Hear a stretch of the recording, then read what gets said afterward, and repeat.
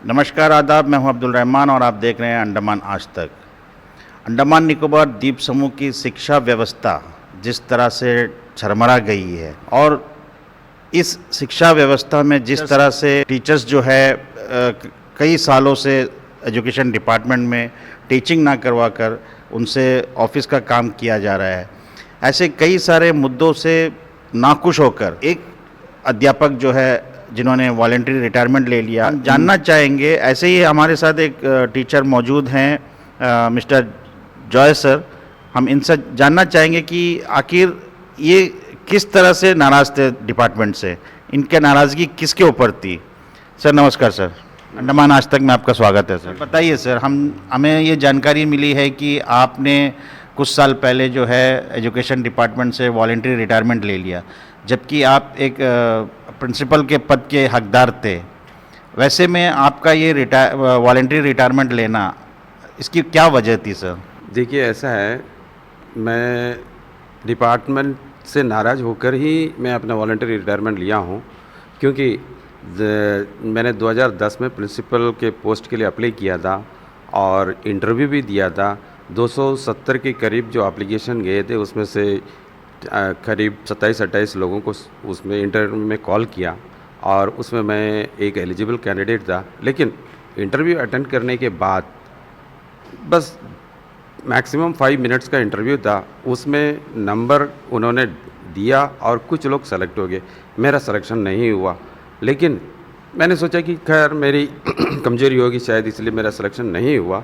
लेकिन जब कुछ दिन बाद मुझे पता चला, यानी कि 2016 में high court, Kolkata honourable high court के ऑर्डर के हिसाब से मुझे ये पता चला कि जिन लोगों का सिलेक्शन हुआ है उनका इनवैलिड डिग्री है और उनका अपॉइंटमेंट इलीगल है, क्योंकि डिपार्टमेंट के प्रोसीजरल लैप्सेस की वजह से ये हुआ है। और तब उनको हाई कोर्ट ने उसमें ये भी बताया कि इन दो गलत कैंडिडेट के अपॉइंटमेंट होने की वजह से दो राइट कैंडिडेट का राइट को वहाँ पे मारा गया है। सर एक मिनट रोकना चाहूँगा, इनवैलिड कैसे हुआ सर? इनवैलिड किस प्रोसीजर में इनवैलिड माना गया है उसको? हाँ, मैं आपको बताता हूँ। इनवैलिड का मतलब होता है कि जब एक डिग्री 3 साल का होना चाहिए तो उसको 2 साल में अगर कंप्लीट कर लेते हैं तो वो इनवैलिड होता है, क्योंकि 1985 के बाद यूजीसी ने ये क्लियर कर दिया कि अब से कोई भी डिग्री 2 साल का नहीं होगा ग्रेजुएशन, बल्कि वो 3 साल का होगा। तो उस समय एक ऐसा ले ओवर पीरियड था, 2 साल से 3 साल का बदलाव का समय था। तो कुछ कैंडिडेट्स जो उस समय एडमिशन ले लिए थे ऑलरेडी और उनका 2 साल में डिग्री कंप्लीट हो गया, लेकिन यूजीसी ने बहुत क्लियर कर दिया कि कोई भी कैंडिडेट जो उस समय 2 साल का डिग्री है आफ्टर 1985, उनके लिए एक ब्रीज कोर्स कंपलसरी है करना, ताकि वो अपने डिग्री को वैलिड कर सके। और ये यूजीसी का रूल ये नहीं था कि रोल की ये घर घर जा कर के लोगों को बताया कि आपका डिग्री इनवैलिड है, आप एक ब्रीज कोर्स करके अपना डिग्री को वैलिड करो। ये कैंडिडेट का रिस्पॉन्सिबिलिटी था। जो भी कैंडिडेट इस दायरे में आते थे उनका रिस्पॉन्सिबिलिटी था कि मीडिया के द्वारा या कहीं से भी ये पता चले, उसको अपने डिग्री को वैलिड करने के लिए वो ब्रीज कोर्स करें। लेकिन उन्होंने नहीं किया और किसी कारणवश डिपार्टमेंटल लैप्सेस या प्रोसीजरल लैप्सेस किसी भी तरीके से वो उनका अपॉइंटमेंट हो गया और वो प्रिंसिपल के लिए अप्लाई किया। डिपार्टमेंट की गलती की वजह से या यूपीएससी की गलती की वजह से इन लोग इंटरव्यू के लिए एलिजिबल हो गए, इंटरव्यू दे दिए और 2 या 3 मिनट या 5 मिनट के इंटरव्यू में नंबर की वजह से उन लोगों का सिलेक्शन हो गया और मेरा सिलेक्शन उसमें हुआ नहीं, जबकि मैं एक राइट कैंडिडेट था उसमें। और कोर्ट ने यह भी बोल दिया कि जब राइट कैंडिडेट का राइट का वायलेशन हुआ है, 2 गलत कैंडिडेट आने से 2 राइट कैंडिडेट बाहर हो गया, वो डिपार्टमेंट में अपना एडमिनिस्ट्रेशन में अपना रिप्रेजेंट करो अपना राइट के लिए। लेकिन मैंने उस समय जब चीफ सेक्रेटरी को और सेक्रेटरी को सबको जब मैंने रिप्रेजेंट किया, बस इनका क्या काम है, सिर्फ डाउन मार्क करना है। चीफ सेक्रेटरी को गया, वो सेक्रेटरी को मार्क कर दिया, सेक्रेटरी ने डायरेक्टर को कर दिया, डायरेक्टर ने डीडी पर्सनल को कर दिया, डीडी पर्सनल जो है डीलिंग कलर को कर दिया और गया लास्ट में डस्टबिन में। कोई एक्शन नहीं हुआ। इस तरह मैंने 3 बार एप्लीकेशन दिया, सब डस्टबिन में गया, कोई एक्शन नहीं किया। और इनका जो डिपार्टमेंटल लैप्सेस है, जो प्रोसीजरल इनका जो डिपार्टमेंट का जो मिस्टेक्स है, इसको सुधारने के लिए कोई काम नहीं किया। जो भी डायरेक्टर भी थे, एडमिनिस्ट्रेशन को गलत मिस इंटरप्रेट किया। कोर्ट का जो 19 पेज का वर्डिक्ट है उसको उन्होंने हायर अथॉरिटीज़ के सामने नहीं रखा। उन्होंने सिर्फ ये बताया गया कि कोर्ट जो 20 पेज में 19 पेज उनका मिस्टेक को बताने के बाद डिपार्टमेंटल लैप्सेस है, प्रोसीजरल लैप्सेस है, इनवैलिड डिग्री है, इन इलीगल अपॉइंटमेंट है, और लास्ट में ये बता दिया कि लास्ट पेज में कि अगर इनको नौकरी से निकाला जाए तो इनका और इनका फैमिली का यानी कि उनका रोज़गार का मामला है, उनको उनका लाइवलीहुड का मैटर है, और इनका एक्सपीरियंस को ब्रीज कोर्स के इक्विवेलेंट कंसिडर किया जाए। अब मुझे ये नहीं समझ में आ रहा है कि जब यूजीसी का काम, यूजीसी जो डिग्री दे रहा है, यूनिवर्सिटी जो डिग्री दे रहा है, उसको ऑनरेबल हाई कोर्ट ने उसको एक डिग्री के साथ इक्विवेलेंट कर दिया, तो कल दूसरे कैंडिडेट्स को भी इसी तरह बिना डिग्री के एक्सपीरियंस के साथ वो कर सकते हैं, इसके साथ में इक्विवेलेंट डिक्लेयर कर सकते हैं, तो फिर डिग्री का कोई मतलब ही नहीं रह गया। डिग्री अगर कैंडिडेट्स लेते हैं इतना तकलीफ़ से, तो उनका एक्सपीरियंस अगर एक डीआरएम है, वो अगर 30 साल सर्विस कर दिया तो उसको हम पीएचडी का इक्विवेलेंट तो नहीं कर सकते। तो इनवैलिड डिग्री हमेशा इनवैलिड होता है। अगर वो भी स्पेशली एकेडमिक एरिया में, स्कूल एजुकेशन में इनका रिस्पॉन्सिबिलिटी है एकेडमिक करियर को, बच्चों का जो एकेडमिक एरिया को स्ट्रेंथन करना, स्कूल का जो क्वालिटी एजुकेशन को बढ़ाना, और उन्हीं का ही डिग्री इनवैलिड रहेगा तो हमारे एजुकेशन का जो क्वालिटी है वो डे बाई डे गिरता जाएगा। मुझे पता है, मैंने 12 साल एसआई में काम किया, उसके बाद मेरा जो फ्रस्ट्रेशन की वजह से ही मैंने ये वीआरएस लिया है। और ये जो 12 साल में जब मैं एसआई ज्वाइन किया था उस समय हमारे डिपार्टमेंट में 80,000 बच्चे थे, लेकिन जब मैं यहाँ से निकला 2021 में मैं इनसे नाराज़ होकर के अपना वीआरएस लेकर के निकल गया। उस समय करीब 40,000 बच्चे आ गए, यानी कि करीब करीब आधा हो गया इतने साल में। इसका एक ही रीज़न है, स्कूल में प्रिंसिपल का ना होना, हेड ऑफ़ द इंस्टीट्यूशन का ना होना, और ना होने का कारण यही है डिपार्टमेंट की गलती। डिपार्टमेंट ने जो गलती किया उसको सुधारने के बजाय वो अपनी गलती को मजबूत करने के लिए 50 तरह के जस्टिफिकेशन देते हैं। और उन्होंने जो गलती किया, क्योंकि ऑनरेबल हाई कोर्ट ने क्लियरली बता दिया कि ये डिपार्टमेंट की गलती है, ये इनवैलिड डिग्री है, कैंडिडेट की गलती की वजह से वो इनवैलिड डिग्री है उनका, उन्होंने ब्रीज कोर्स नहीं किया तो वो उनका मिस्टेक है, और डिपार्टमेंट की गलती की वजह से ये प्रिंसिपल के पोस्ट में आ गए। अब यूपीएससी के भी नज़र से वो निकल गया। अब उस वजह से स्कूल में प्रिंसिपल नहीं है, स्कूल में प्रिंसिपल नहीं है तो टीचर्स को सही सपोर्ट नहीं दे पा रहे हैं, और इस वजह से हमारा एजुकेशन का जो क्वालिटी है वो एकदम डाउन हो गया, और हमारे हाथ से जो है 40,000 बच्चे 10-12 साल में निकल गए। ये है हमारा एजुकेशन का रियल। और हमारे जो डायरेक्टर उस समय थे, उन्होंने भी कभी ये नहीं कोशिश किया, नीचे जो डीलिंग क्लर्क है या जो भी इस एरिया में काम करते हैं वो अपने फेवर में, यानी कि वो कभी भी डिपार्टमेंट में एक चीज़ आप ध्यान दीजिएगा, कभी भी वो अपनी गलती को एक्सेप्ट नहीं करेंगे। वो अपनी गलती को सही साबित करने के लिए 50 तरह के बहाना बनाएंगे, और हायर अथॉरिटी के पास ये टाइम नहीं है कि वो 25 पेज का वर्डिक्ट को पढ़ें। वो तो सिर्फ वो जो 4 लाइन नोट में लिख के भेजता है उसी को पढ़ते हैं, और वो वही नोट में ले आते हैं जो कैंडिडेट के फेवर में कोर्ट ने बताया। 19 पेज को नहीं लिखते हैं इन्होंने, तो लास्ट में जो पेज में लिखा है कि इनको ना निकाला जाए ये हाई कोर्ट ने बताया, और उसी को स्ट्रेस देते हैं, उसी को हाईलाइट करते हैं, और डायरेक्ट जो हायर अथॉरिटीज़ उसी को अप्रूव कर देते हैं। तो इनको जो है अपनी गलती को सुधारने का कोई भी इनिशिएट इन्होंने नहीं किया, और उसी का परिणाम है आज हमारे अंडमान निकोबार के द्वीप समूह में कोई भी स्कूल में प्रिंसिपल नहीं है, और ये जो 3-4 प्रिंसिपल बचे हुए हैं वो भी उनको अफसर बना के रखे हैं, जो कि स्कूल से उनका कोई संबंध नहीं है। सिर्फ एक रीज़न है जिस वजह से हमारे स्कूल का क्वालिटी बर्बाद हो रहा है, एजुकेशन का बर्बाद हो रहा है, और हमारे जो स्टूडेंट्स हैं वो हमारे हाथ से निकलता जा रहा है, और शायद आगे आ सकता है कि शायद बच्चे कम रह जाएं, टीचर्स ज़्यादा रह जाएं।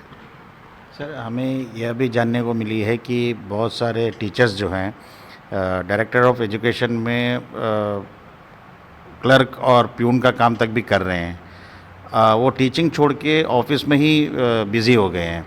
तो ऐसे टीचर्स भी अगर बाहर निकलेंगे ऑफिस से, तो क्या अभी ये लगभग मुझे जहाँ तक खबर मिली है लगभग 16-17 सालों से एक टीचर जो है ऑफिस में बैठे हुए हैं, तो क्या अब ये पढ़ा सकेंगे बच्चों को? देखिए, आपका जो सवाल है, इसे तो मैं यही बताना चाहूँगा कि टीचिंग एक ऐसा प्रोफेशन है जो कंटिन्यूसली हमें करना पड़ता है। अगर मैं 1 महीना अगर छुट्टी भी ले लिया, तो मैं क्लास में विदाउट प्रिपरेशन जाके नहीं पढ़ा पाऊँगा। और जिसकी बात है, आप बोल रहे हैं जो लोग 5 साल, 10 साल, 15 साल, 17 साल से बाहर हैं, वो तो बिल्कुल पढ़ा ही नहीं पाएंगे।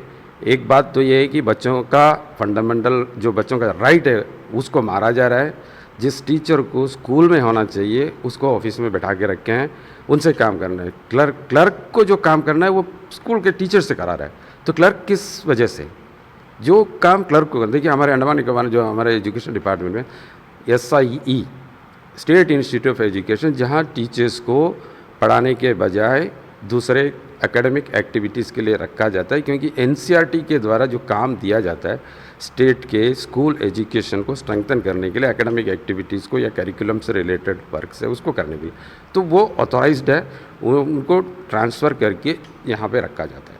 लेकिन जो हमारे डायरेक्टरेट में या हमारे डिप्टी एजुकेशन ऑफिसर्स में बैठ कर के काम करते हैं, वो तो वहाँ के जो ऑफिसर्स के जो इंटरेस्ट को पूरा करने के लिए रखा जाता है। एक पोस्ट ग्रेजुएट टीचर किसी भी सब्जेक्ट का हो सकता है, मैथ्स होगा, फिजिक्स होगा, केमिस्ट्री होगा, बायो होगा, या GTT होगा, या कंप्यूटर साइंस टीचर होगा, जो भी होगा, अगर वो डायरेक्टरेट में बैठता है तो उन बच्चों का हक को मारा जा रहा है जो स्कूल में है। वो किसी दूसरे से अरेंजमेंट पीरियड लगा के करा रहे हैं, या तो फिर एक टीचर को 2 या 3 स्कूल में दौड़ा रहा है, और वो बैठ करके फाइल बना रहा है।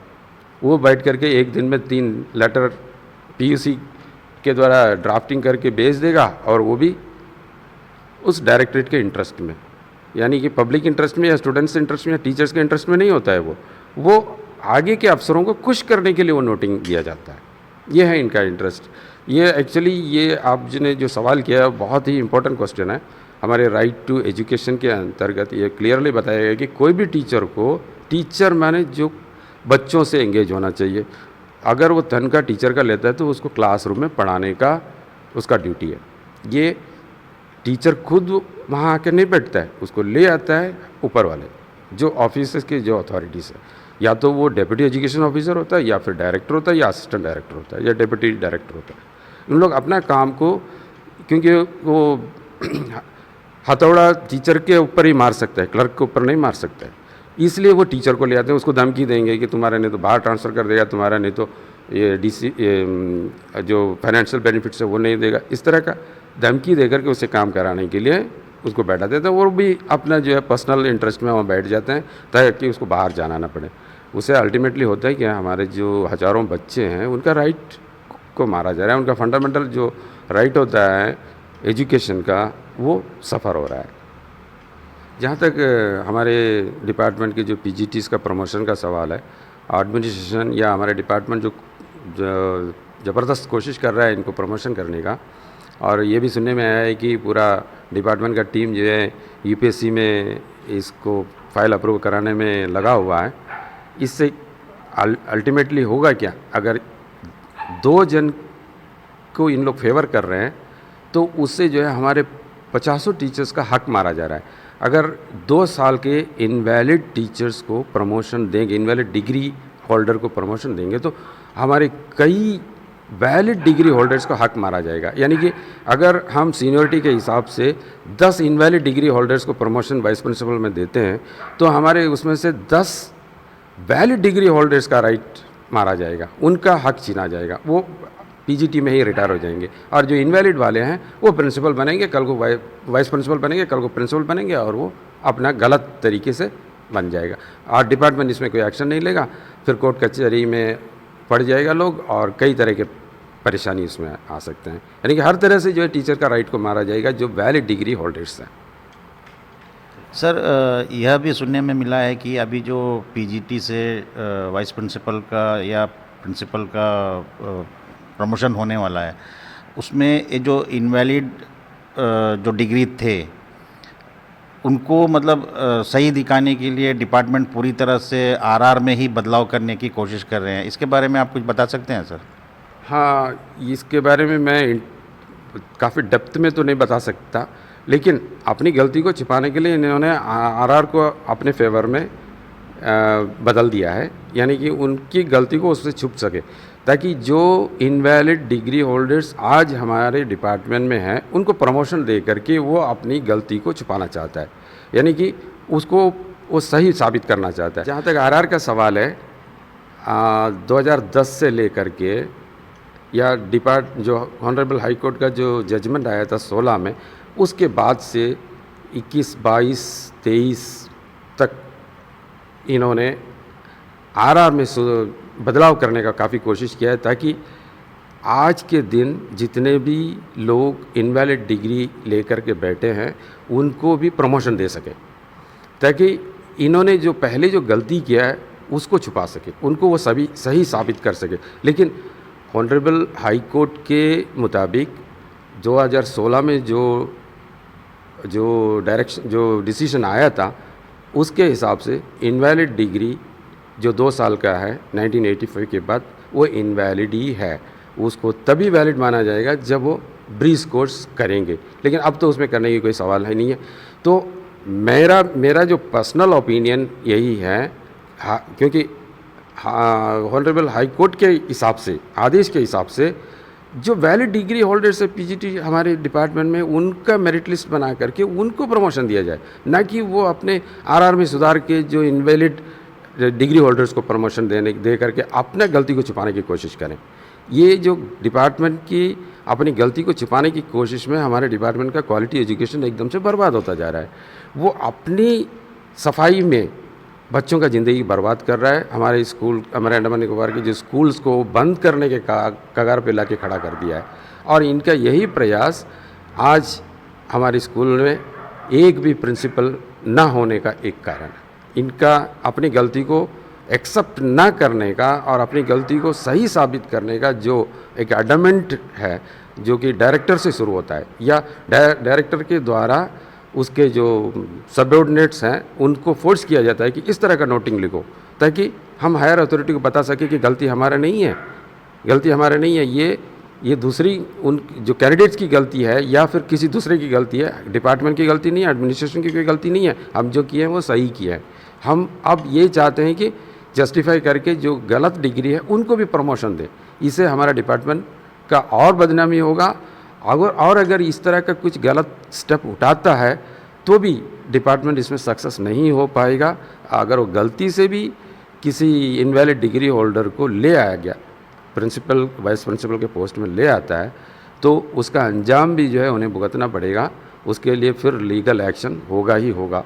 वो ज़रूरत पड़ा तो मैं खुद उसके लिए स्टे ऑर्डर ले लूँगा कि ये डिपार्टमेंट ने गलती किया है। आपका बहुत बहुत धन्यवाद सर, हमारे साथ बने रहने के लिए। Thank you.